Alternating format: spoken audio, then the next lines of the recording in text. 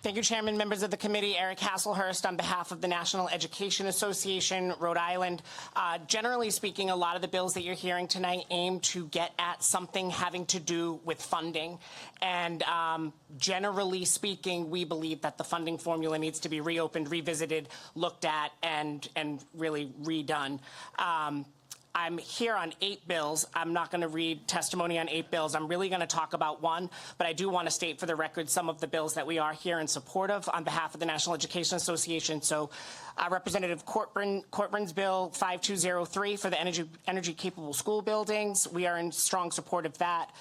Representative Stewart's bill requiring the state share of public libraries be fixed at 25% of local share. We are in strong support of that. We are in strong support of the Healthy School Meals Bill by Representative Caldwell, 5742, and someone else from NEA is here to testify a little later on that bill. Strong support of Representative Giraldo's bill, 5743, extending teacher certifications without fee or penalty for 3 or 5 years. Also in support of Representative Caldwell's bill, 5749. That was the bill that was heard related to East Greenwich. You heard the need there. They are worried about the loss of funding. We also sent in letters from 3 of our members. That's one of our locals at NEA. 3 of our members sent in letters about their experience and what their fears are with the loss of that funding.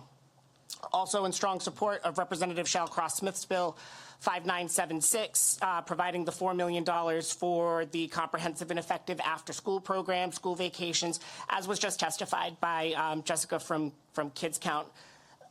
We think that when we do have funding, we should be funding the stuff that we know works and has proven to work, and this is one of those things that we should. The bill that I want to spend most of my time on, and I won't spend too much time, Chairman, is 6045. You've just heard from students and some professionals and some parents about the importance of social worker and the presence of a social worker in school, and this bill would aim to have one social worker for every 250 students.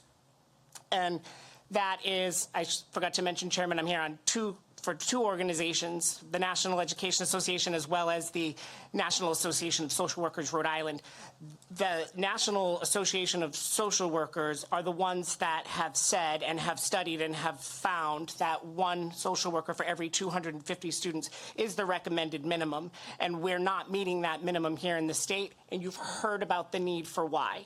This isn't a new ratio that has come up. This is a bill that we've been working on since 2012, or 2013 rather, with Whip Kazarian, then Representative Kazarian, and now with Representative Shallcross-Smith.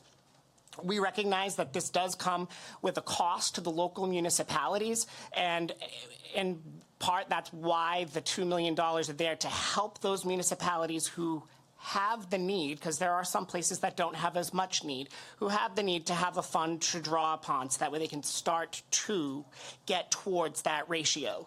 However, we are open to having conversations about how we could implement that ratio without necessarily having the funding, because we do recognize that there is a funding issue in the state of Rhode Island right now with uncertainties of what's happening at the federal level, especially around funding for education. As you are probably aware, student mental health and well-being is the #1 priority of the National Education Association, and this bill fits very nicely into that. And so for that, I thank you, Chairman. Well, thank you very much for your testimony. Any questions of the witness?